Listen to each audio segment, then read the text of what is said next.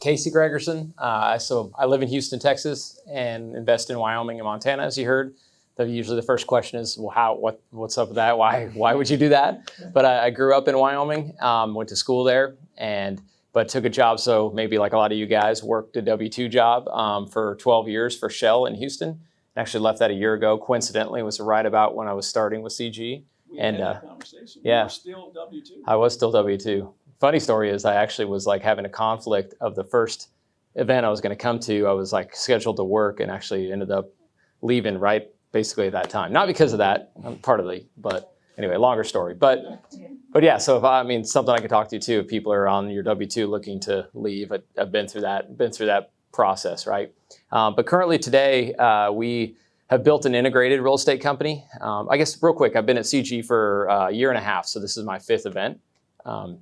But yeah, I built one, I think maybe superpower is being able to build an integrated company, because I want to call it having control, but I've also like wanted to have my own process and my own systems versus using vendors at every step of the way, right? We do use vendors, but for example, I wanted to bring in property management in-house, and I managed property management in Wyoming from Houston, and actually do it with virtual assistants. So that's been one thing we've built out. We've been doing construction, fix, and flipping from afar, and now I've been able to kind of outsource that to my team, and they do that as well. And then direct-to-seller marketing. So we wholesale, fix, and flip, and then hold properties for our rental portfolio. But I was able to build out my direct-to-seller campaign like these guys, and not at probably that level, but it really works for us to where I've got from VAs to a lead manager to me actually doing the acquisitions.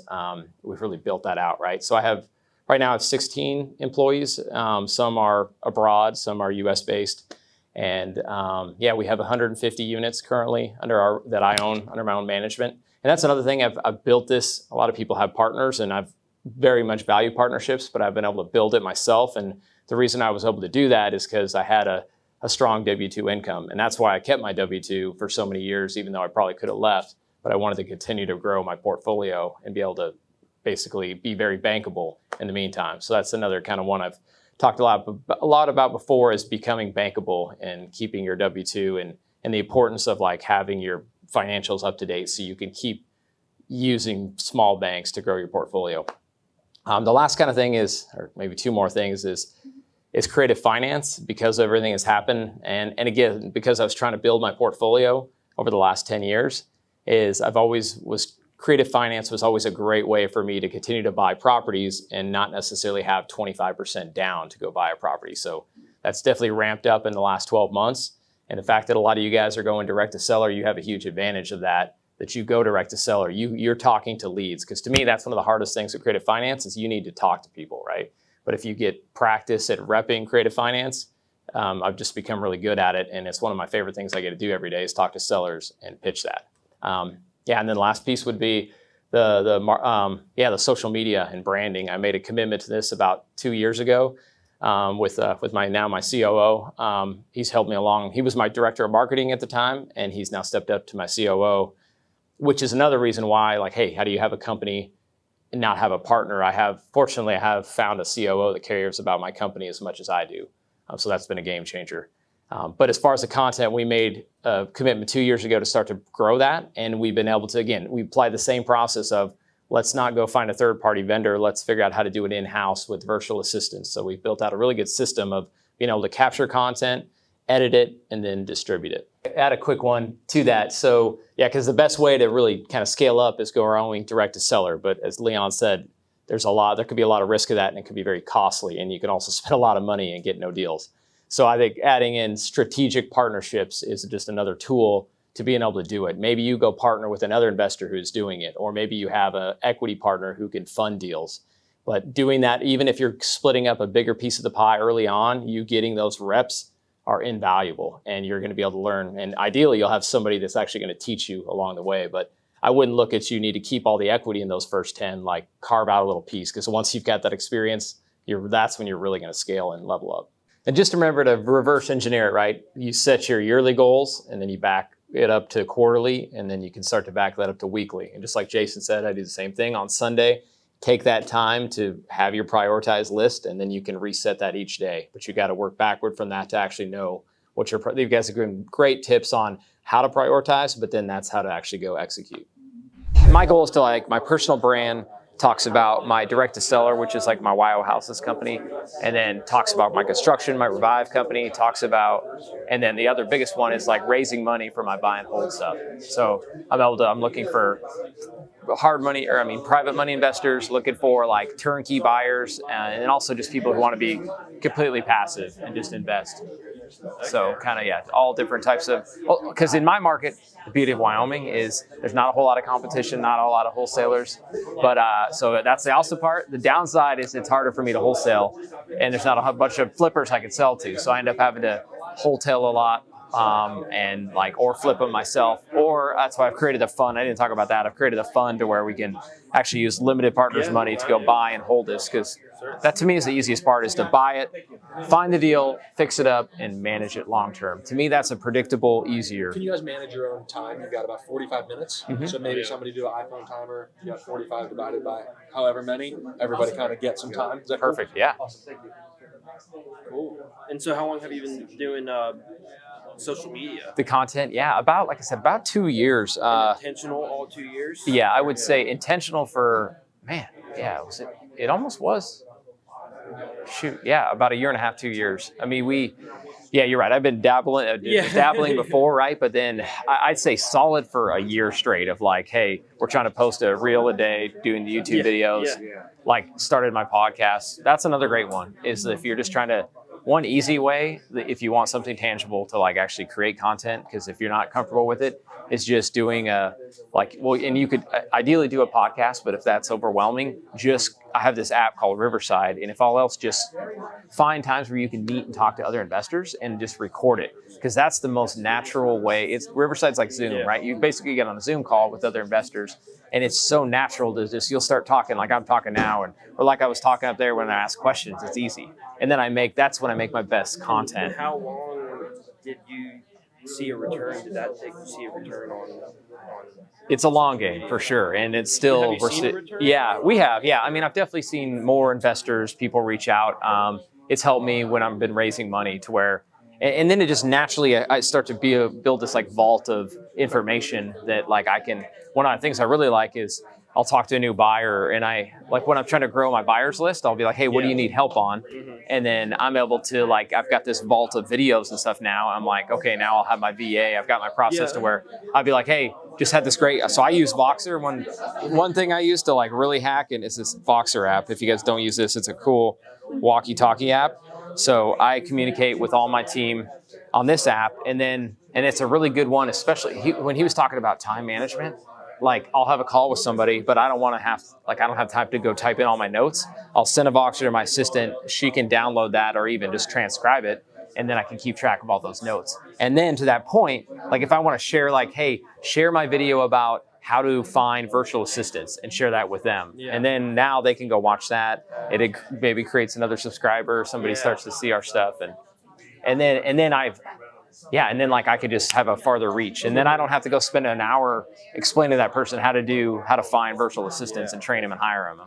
Because I was doing social media, I outsourced it where I had someone kind of do research on my market, write scripts, just try to delegate as much time as possible. It's still for a year and a half, but it still ended up just being too much time for the moment when I needed to focus on other things. Yeah.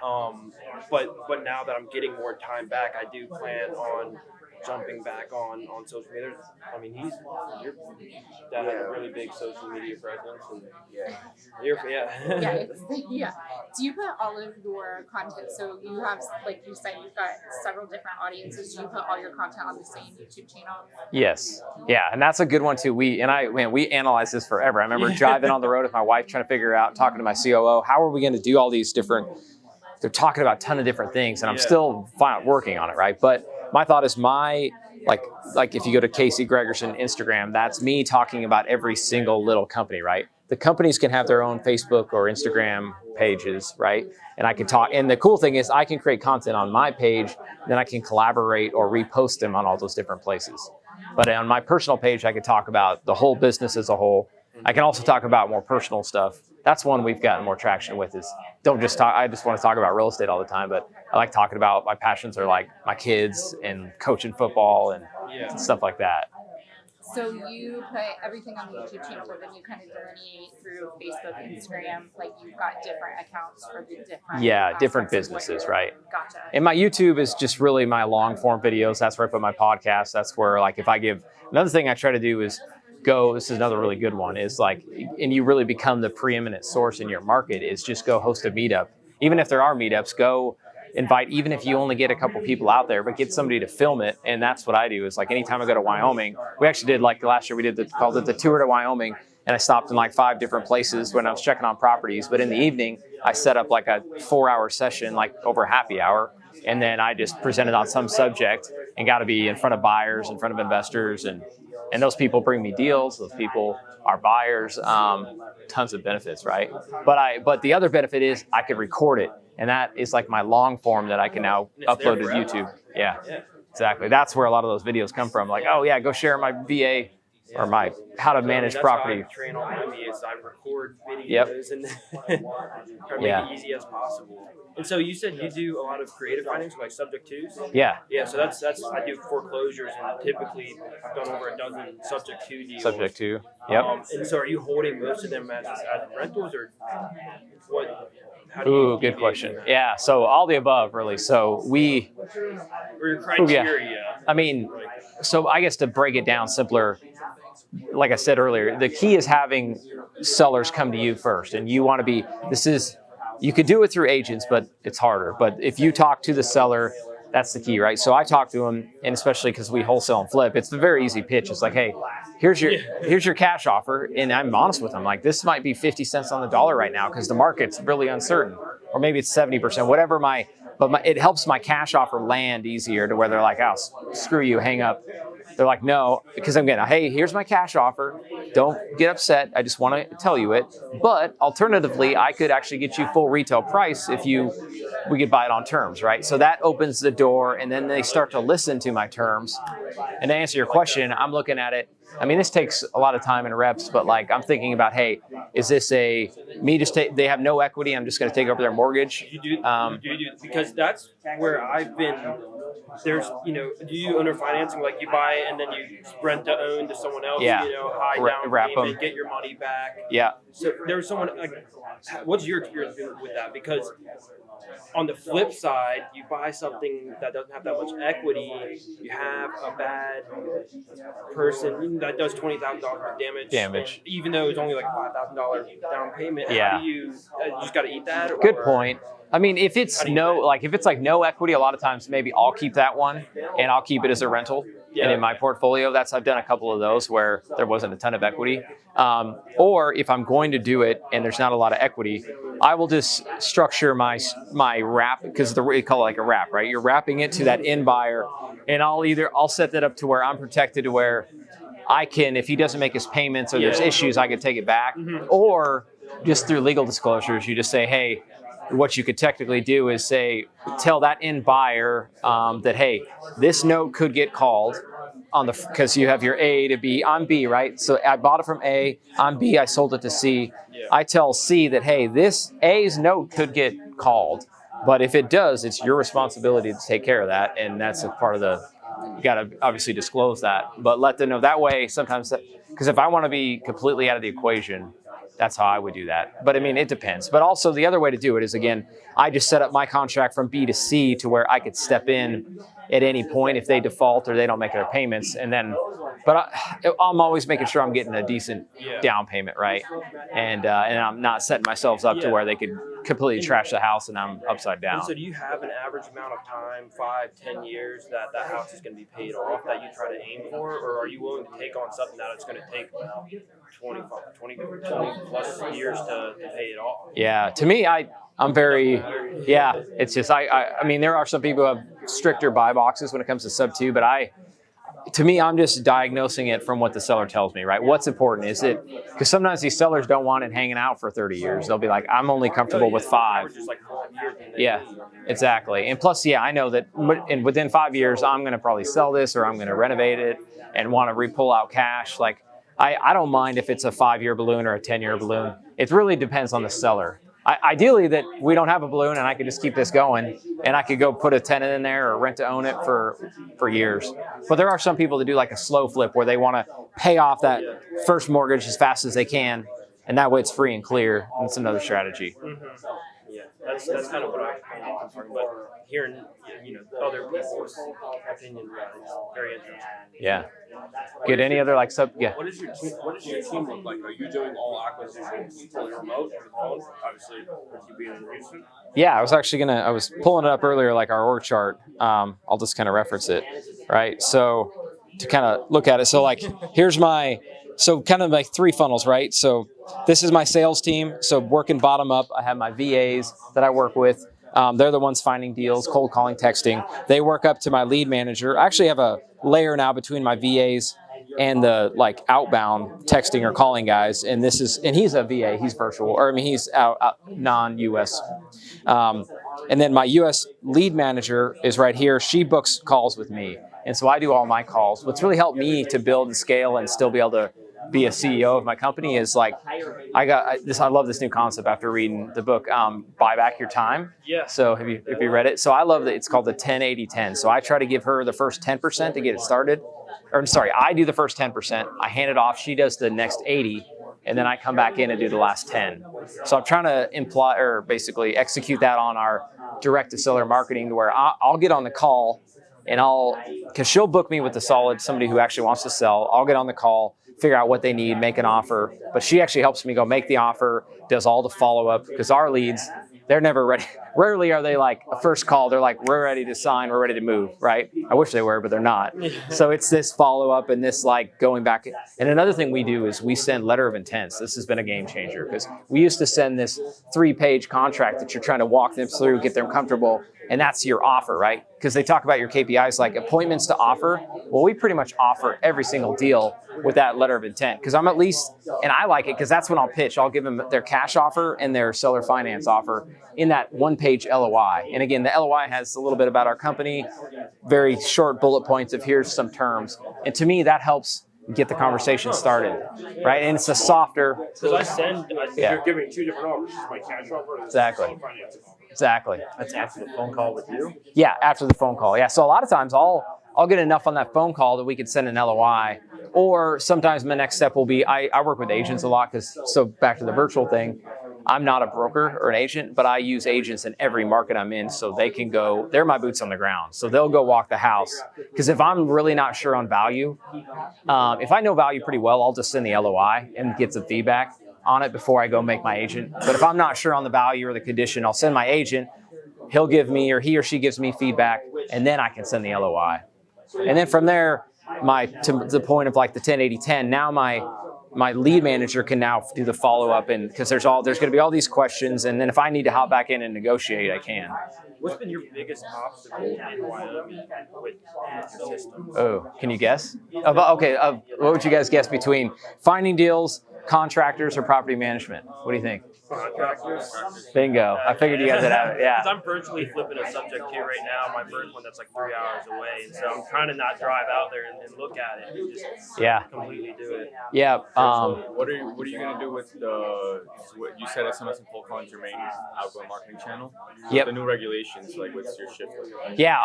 But I would say texting has always been the cheapest and easiest. It is still working. It hasn't completely stopped for us. But direct mail has always been good. It can be the most expensive, but it's typically the most effective.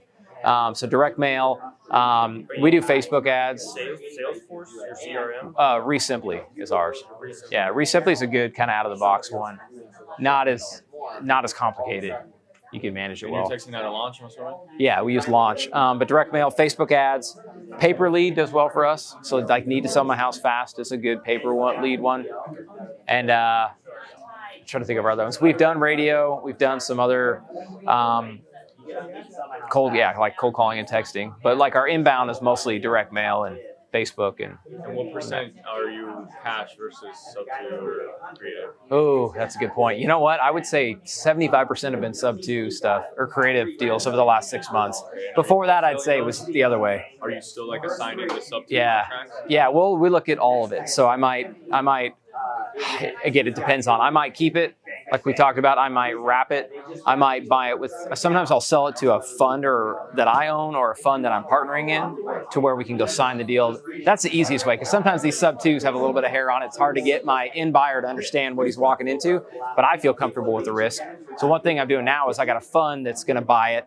And worst case scenario, if the due on sale got called, I could use the fund to go wipe out the loan and we could still operate the asset. But in the meantime, we're going to take advantage of that 3% rate. Called on you before? I have not. Yeah, and we've done about 6. Yeah. They don't want to. The Yeah. mortgage company doesn't want to. What percentage are you flipping and what percentage are you holding? Flipping and holding. Yeah, it's Good. Did you? Oh yeah, you asked the one though about who asked about the team? I'll finish that question. Yeah. So the team. So that was my sales team. My construction team we have 3 different crews in three different markets in Wyoming. So the north, the central, and the south. So we have contractors there. They're all obviously boots on the ground. And then the last thing is property management. I have a lead property manager who's virtual, and then she's kind of grown through our company and been really good. And now she hires the other virtual assistants that are a lot lesser wage, but they can do a lot of the follow-ups. So that's the majority. Am I missing anybody? Yeah. And then I have a marketing team. So I have a marketing team of VAs that again, they edit the content, they distribute it. They even I'm trying to train them to go engage with other people's. That's another awesome one is engage with other people. So you guys, let's engage with each other's content. That's a great way to get more exposure. But yeah, so your question, flips versus holds. Man, I would say it's probably over time, it's probably been 75% I hold, 25% I sell, not intentionally, just because it's been harder to find buyers and I knew they were deals. But now it's kind of flipping to 75% sell, 25. I'd love it to be 90% because my number one goal now is to create an active income, a consistent one, right? Because you said you left your W2. Exactly. Yeah. So I'd love to. That's my goal. Is so even on some of these sub 2s, I'm taking over these great terms that are for example, I got one where putting I only had to put $10,000 down. The payment's $1,100 and I can rent it for $2,700. So it's a big spread, but I'm I would rather go sell that thing for $50K to somebody. I'm in that situation right now, but the difference is I purchased the house 3 years for 17. I'm all in 27,000.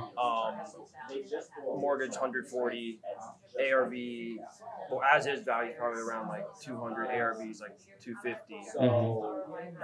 What would you in the mortgage is 900, average rent's 18. Yeah. And that area pay itself off in 10 years. What would you personally do in that situation? Yeah, so in my situation, I'd rather take the $20,000 assignment or whatever you could assign that or wholesale it for. I'd rather keep that because I've got 150 units to throw off cash flow, right? But if I was trying to get another rental, you would definitely will kick yourself. Keep, but if I flip it, I put about 30,000 into it, I can make 40,000 more than half. Just depends what your personal goal is, right? But being intentional about your 1-year goal, is it to find rentals or is it to create income? And if you listen to anything in this here's one good thing about this mastermind that a lot of them don't talk about, Bigger Pockets, everybody talks about, get rentals to create cash flow, right? And have financial freedom. But if you go get a bunch of rentals and don't have good cash coming in, which nobody told me that, it can be really tough when things get hard, right? So I definitely always recommend making money first and then buying rentals. But you don't have to wait. Yeah, balance it, right? Average down payment on a subject deal is Oh, that I get from other buyers. when you're Man. purchasing a subject deal, what's your When I buy it. Yeah, probably 10,000. I mean, we have done several that were 0. Some, you know what? Actually, I haven't done a ton of that were more than 10. A couple maybe 20K, but 5 to 10. That's a whole nother subject. Besides But like foreclosures, what other really motivating kind of lists are you? Are you seeing that people that bought their house within the past 5 years, those kind of people that they don't have enough equity to list it on the market, or they have just enough to make subject to it out for a little bit. yeah, we don't and I'd love to do it to be more targeted, but in Wyoming, it's such a small market. And again, we're doing Montana as well, but I just cast a big net and I just understand their situation. It's all fundamentally, it's me getting on the call, understanding what they need. Do they need all the money now? If they don't need all the money now, it's a great subject to deal, right? Or if they have little equity, it's a sub 2 deal. But to me, it's like I cast a wide net. Let's just start talking to people who want to sell. And I don't know, that's one thing I would say is if you can't do this right away, but having but maybe you could partner with people who can help you have multiple exits, right? Because if you have multiple exits, you could differentiate yourself as a wholesaler, right? Because a lot of these people, all they can do is come in and offer 70 cents on the dollar because they're going to go assign it to somebody. Because you could play to that on the seller call and be like, hey, you're probably because if you're in a competitive market, be like, hey, you probably got 5 other calls, but I could tell you, let me pull back the curtain a little bit. They're going to get you under contract and then they're going to go try to sell this. And when they can't sell it, they're going to come back to you and renegotiate versus it'd be like, hey, I've got all these different exit strategies based on what I do and I can solve your problem in any one of these ways. So I think creating those exit strategies are big. Now, when you do subject to the properties, you put a title under your name. It doesn't trigger a due on sale, but then does it trigger a reassessment of taxes at least? Ooh, yeah, you're right. Often the county, I don't know if this is good or bad, the county will always call me. I've saved their number and I just don't answer. Like I don't know if there's any law that says I have to they'll always ask me, because in Wyoming's a non-disclosure, they'll call and ask me like, hey, we saw this one and it didn't go through an agent. And I don't think I have an obligation to tell them. But I mean, yeah, so we're a non-disclosure state. So yeah, it's kind of hard for them to know. Yeah, that's what I gotta say. I mean, I understand they want to know. So subject to is super interesting for us, and we started doing rental income and Airbnb last year, just building a portfolio. We primarily wholesale, but we got cleaned out with reassessments. That's something we kind of missed the ball because because it's Florida and values went absolutely crazy in 1 year. So they went up 100% in value, and when I was cash flowing $1,000 per unit or more to 200 breaking even or red. Wow, it's another big reason why I don't do Texas. I mean, I would still do deals, and I've got an Airbnb there, but it's like they've just gotten hammered to where like for example, in Houston, a lot of people were doing really well in Katy for a while, buying good properties, appreciating. But now so many of those guys are not making any cash flow anymore because of the taxes and insurance going way up. So, yeah. I bought my first one in 2010, but I didn't do anything till 2016. I just worked my W-2 job because I got it when I was going to school.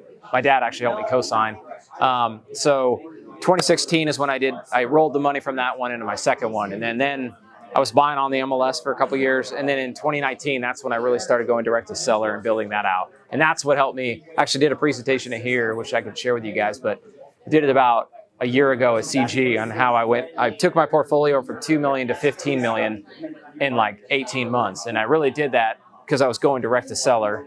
And I would not recommend going that fast, but I was able to do it because I was finding good deals. I was able to leverage my W-2 income, private money to grow like that. I completely relate to just going direct to seller because I used to always find it through a middleman, like a wholesaler, a middleman. Yeah. Like, you go straight to the seller. Yeah, absolutely. Now, you said you grew the portfolio from 5 million to 15 million, right? Yeah. And that's just by taking on debt, like more opportunities. Yeah, I mean, I was doing some deals where I would finance 75% with a bank, 25% seller would carry, or maybe I would buy it at 70 cents on the dollar and I could get the bank to go finance that 70% and I had 30% equity. So it was a lot or some deals that I had bought several years earlier, I was able to sell them and roll them into more properties, bigger assets because they had appreciated. What's your kind of mix on subject to versus innovation? I like both. It's just part of the pitch, right? It's just another strategy. I love novations too, to where it's a short-term, way less riskier way to do deals. And it's all about how you present it to the seller. But if you present it to the seller right, hey, I can get you more money. The But the downside or the flip side of that is I got to be able to show your house. I want to be able to market it. But it's just another one of, I mean, it's really three, right? It's cash offer, novation, seller finance. But you Yeah, say any of you majority, guys? you say majority is subject to, right? So you're assuming their existing mortgage. Yeah, it's You're just happy getting cashed out 15, 20,000. That's it. yeah. I mean, the cash and the money talks to those people because they either have debt or it's a second house or they had to move. I mean, it's helped in the last 12 months because the market hasn't really gone down, but and our market's very seasonal, right? So it's worked really well in the last 3 or 4 months because it's already dead in that time of year in winter time. So no one's buying their house. They need to move it. They're just looking at, oh man, I got to keep making this mortgage payment. I'm like, we can get this done fast, get you the cash. They do that even though they have equity in the house, or Yeah, I mean, it'll work. The other nice thing is having contractors in-house. So I'll be like, man, by the time, for example, a deal, he's got it listed at 185, he owes 145, so there's a $40,000 gap there. But by the time he paid an agent and made repairs and it's sitting on the market, that equity gets dissolved pretty quick. So he was kind of like, and I can do at a fraction of the cost because I have in-house contractors. And that's the other thing too. You show them those numbers. Yeah. Oh yeah. I know some people don't like to show the numbers and they say it doesn't matter, and some Yeah. like to show those numbers. You know, it's a really cool strategy we found this, is have have them go get a quote from another contractor if you're in a market that because in our market, it's hard to find contractors. So go refer, or just tell them to go get bids on it, and they'll go get these crazy high bids. And it's helped us before. They're like, man, I've done that. it's going to cost me $40,000 to do this little whatever. And I'm like, knowing it's really 10. So that comes in, and that literally helped me negotiate the deal and close it and I didn't have to do it. Yeah, you know what I mean? Bring in like another investor that I know is just going to completely lowball them. Yeah. My offer look a lot better. Yeah. Anyone over here you guys haven't asked? You said your construction's in-house. Yes. On your payroll? Yeah, that's probably the biggest headache we have, and I think maybe it definitely adds in risk, but there's obviously a lot of upside. The upside I was just talking about, right? The upside is like, well, I can do more deals now, or I can take some swings at some bigger hits because a lot of people might walk away because it's a $80,000 renovation and they're like, I don't want to touch that. That's a lot of risk. But I'm like, you know what? I'm going to walk into this, and it's probably more times than not, you always go over budget. But at least if I have in-house guys and I find out, oh man, now I got to go do this roof I didn't find out about, or redo this electrical, or there's ways that I could save money and still save the deal. So I think it allows me, one of the things I like is it's saved me a lot of times on when if I'd have been a GC and had to do change orders, it would have blew up my budget, made it unprofitable. But we can go in and do it at a lower cost. At what point did you make it in-house? From the beginning? Yeah, no, good question. And to kind of finish yours, it's like it was a battle for years. And I've probably lost more money than anything this is by far the riskiest thing in this business is contractors, by far. So I was tired of working with GCs, and I was, again, in a market where there's just not many contractors. And that's why I saw it too.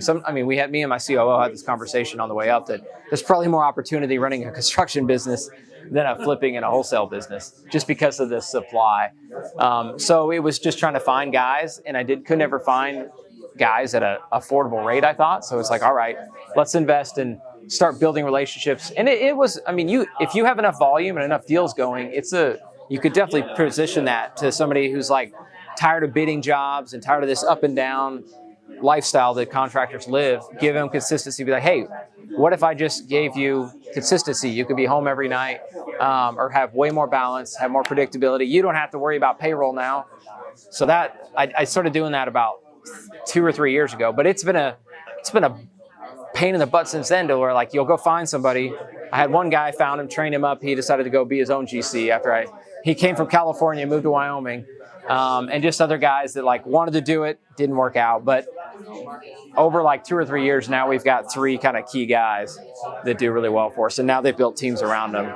But that's a whole, it's a lot of time. We are doing, in each market, in each of our 3 of them, we're actually working on kind of setting our goals for this year. I think we'll probably do, I would say at least 5 for each one. Yeah, I'd say somewhere between 15 to 30 total over the year. Yeah, construction projects. Yeah, we're actually working on kind of setting that target now. Yeah, so I'd say 15 to 30. Do the GCs communicate directly with you, or do you have somebody? Yeah, they now my COO is one of his biggest roles is project manager. So all those foremen all report to him, and then because took a ton off my plate because you spend a ton of time. That's where you're fighting the most fires and the most headaches, and that's a lot. But fortunately, he's been able to step into that role. Yeah. Yeah. But if you have those lead guys, I mean, the lead guys are the ones that got to be doing that stuff or coordinating who's going to go and take care of materials. I think I finally have found some good trustworthy. But even then, it's a whole accounting nightmare too. Like we're just trying to have those guys do receipts and keep track of costs and all that. It's a lot. Yeah. That's what we're trying to. So, like I run a fix and flip heavy business. That's what we do. I have 12 properties right now, and it's just my VAs. I have them doing all. I just have one VA, but she organizes all my invoices and everything. Like that is huge. Yeah. But like, what little tricks are delegation? Delegation. Like really just amplifies things for you. I think. So I tried to kind of do our bookkeeping in-house for a while, and it just wasn't quite ready. I think I would love to go back to it, but ultimately I would hire a professional bookkeeper if you're going to be doing a lot of volume so they can keep track of it. And then, for example, there's now softwares to where every time they pay for something, they upload the receipt, it automatically goes into the system and we capture it that way. So that's one good one. And then I have a VA. I've trained my VA to go back and be able to go through my inbox and look for invoices and match things up. Because if you have a bookkeeper, the problem about a bookkeeper is you still get this list of all these questions you have. And it's like, well, shit, I could have just input that myself, you know? But it's still, you still got to fight. We use QuickBooks. We use Dext, and Dext integrates to QuickBooks.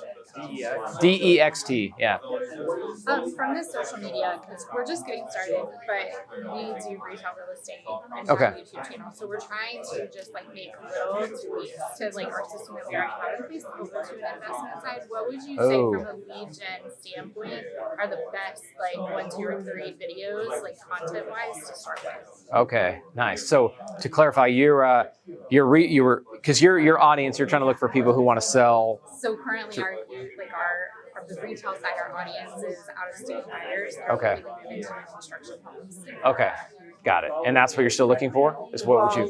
We're running that, but we're going to start a new like investment arm of the business. Okay. So like lead genning on that side.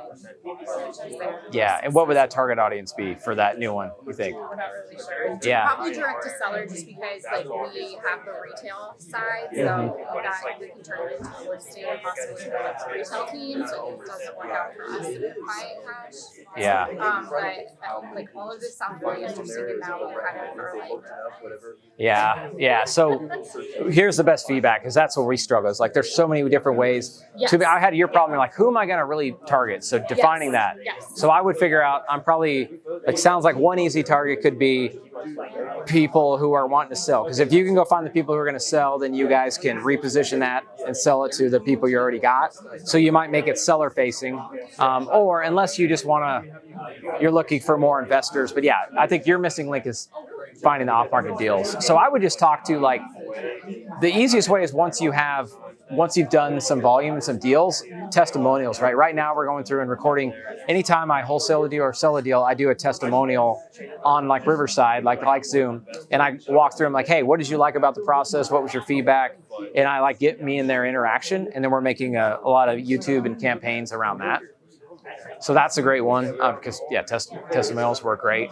And then I think making videos of what are you really good at? Like, what do you offer those sellers that not everyone does, and what you're really good at? And so, the testimonial will talk about that, but you can also talk about, that's a good one. So another guy that does TV really well, initially you hear videos like, hey, I buy houses, I do this, I do that. It's like, make it about them. Like, we did this for that person. We do this for you. You talking to them in your YouTube videos about it's not about what I do and what your business does. It's about what is their problem, speaking to that and showing examples of how you spoke to that and took care of that. What's the name of your channel? Casey, just spelling I didn't bring my name tag. I got it here. No, I think I had it. Here it is. Yeah, well, my name's spelled wrong on this. It's actually Casey Gregersen, but it's a S-E-N. So Instagram and YouTube are my main ones. What else? What other ones you guys got? I'm trying to wrap my head around, just to get clarification. You are the sole acquisitions guy. Yeah. You balance that with social media and your current portfolio, making offers on the day-to-day. Like, I mean, just offers on the day-to-day. I mean, that takes a substantial amount. So as I don't far know how you as did it when you had a W-2. That's the one that I'm really I had trying to figure out. I had a really sweet W-2 where I didn't have a whole lot of deliverables. Got it. so from that transition from the LM, transferring that into you, do you have, like, I guess, more vetted qualifications before you speak to them? What's that process like? Yeah, really good point. Because yeah, I've struggled, and I've tried to hire this out, and eventually I will come back to it. But cool. Yeah, so I tried to hire that out, had somebody in there, and I was trying to teach him creative finance to me, which is the game changer that we offer, right? And it was really hard to train somebody on that. It's hard enough, yeah, to get it. Domestic or international as far as? It was domestic, yeah, definitely. So it was hard to train him on that. But anyway, I had to step back in. And I found it is one of my superpowers that I really like doing. So I have kept it. But it goes back to that 10-80-10 to where I'm trying to get my lead manager is getting better and better. And eventually she might be able to step into doing more and more on this. Yeah, but the biggest thing is, again, here's it. So she helps me build rapport on that first call. So we have like a pre-appointment call, or, I mean, again, so think of the VA hands it off, a lead. She gets on the phone call to vet them, see if they even should be an appointment with me. So there she builds rapport. She tells, and she really hypes me up on that call. She really sets me up to where, because part of your call is like, you might spend, some people will go to a house on a physical appointment and they'll be there for 3 hours building rapport. And that's how a lot of people close good deals. But I don't have that luxury. That So was my follow-up question. So, like, I know you mentioned it's a smaller market, but from being based in Houston, how do you differentiate your fully virtual process compared to operators who are actually, like you said, can go to the property, meet with the seller for 3 hours? Or do you just hit it as a volume kind of thing and just hit as many leads as you can? Social media as portability. What's your differentiator, Mark? yeah, you know what? I mean, because I grew up there, right? So it would be hard for me to go in Georgia and run my same operation. But because I get on the phone with them, and back to the kind of finish the rapport part is like she's built rapport. I get on the call. I can get right to it. Like, honestly, my calls aren't, very rarely do I go over 20 minutes on my seller calls, because I'll get down to it, and I've done a lot of them in like 5 minutes, which is not the best way to do it, but at least if I'm trying behind and I got to get through it, I will. But again, because really she's going to work with these people. They're just talking to me and to get the offer. And then I'm just really well teed up to be like, hey, I know you want to talk about offer. Let's get right to it. Because some people appreciate that. They're like, all right, like, let's get down to it. So they'll appreciate, hey, so I get right into it. And sorry, the second, and then how do I do it virtually? So I'll play to, hey, I always try to think about something I know in that town, and obviously I'll pick that out. Or, hey, I played football in Billings, went to school there, and I'll talk about that part. Or I've been investing in Laramie for 15 years, went to school there for grad school. Or, hey, I got a property, I'll go with our credibility, right? I'll be like, hey, we've got 5 properties in this market, or I don't know, just trying to explain credibility. But so that's one part, is I'll just verbally explain it. But having your website to where they can go on and see deals and testimonials and see that we've been around, and we're branded WYO houses. So it feels very local. I make it feel, and I don't really advertise that like, hey, I'm sitting here talking to Houston. But I mean, I'll tell them that. But then again, I'll just be honest with them and be like, hey, I worked in oil and gas for 12 years. And my family's here, and I don't want to move my kids, and I love Wyoming. I want to be back there someday, but I'm here, but my whole team is there, and here's all our credibility, and it typically works. What's your conversion from appointment to contract being virtual? Appointment to contract. 'Cause I'm just curious, like, how you're saying having a 3-hour appointment, pretty strong lead, just in person versus. Yeah, I think it's around 15%. It's not quite. We'd like to be at like 20, but the one thing we got really good at is every appointment I have, we're making an offer almost, hopefully 100% of the time. We're sending them something, right? Very rarely, honestly, very rarely do we ever not make an offer. And most other people, like, they might only make offers on 50 to 80% of the deals, the appointments that go on. But yeah, we make a ton of them, and again, I think just because I'm giving them creative options, that's what keeps our contract. For you to email out your your resumes with The LOIs or the? offers? Yeah, I don't mind sharing a letter of intent. Because I have like both documents, but how do I put them in? Merge them. I think they have like not really like actual hard LOIs, but like kind of that kind of framework of what it's supposed to look like. Direct mail. Yeah. Oh, that's a good point. Yeah, because our marketing doesn't tie into it. That'd be good. But I don't mind. It's a one pager. I got it. I just adopted mine from somebody else that had a. Yeah. Did you ever try in-person acquisitions, like bringing in an acquisitions rep? We did. Yeah, we've done it in some markets. And you know what? That's the other piece is my agent is going to go there, and that's the other thing I do. So I talk up the agent like, hey, and I don't really say my agent. I say, because a lot of these people I partner with, my partner's going to come to the house. They're also going to, this person's going to help me sell this thing if I go to flip it or whatever. So they know it's an agent. So I really talk them up, and then they get to see them, and then it's more. I mean, there are some people who have been like, I thought this was a scam for sure, but they went through the process, and they're like, it's really not. And so you have. Go ahead. You mentioned you're doing a lot of LOIs. I guess at the first appointment or right away. Do those have like any legal binding to the sellers? Good point. Nothing. Yeah, no. It's literally, we call it a letter of intent. Yeah, there's nothing binding on it. And it's literally, again, I just do it it's a starting point to talk to terms. And I don't have to commit to it, right? Like, it's not like, and I've thought about that before. I'm like, man, I'm not sure on this one. But sometimes I'll just send it out anyway to like, here's the numbers. Because, I mean, I could kind of back out of it if I haven't seen the house a lot of times, right? And so it actually probably wouldn't hurt to have a little disclosure. Hey, this is pending sight unseen stuff. It's like Brewer's fake checks, like that kind of stuff. Yeah.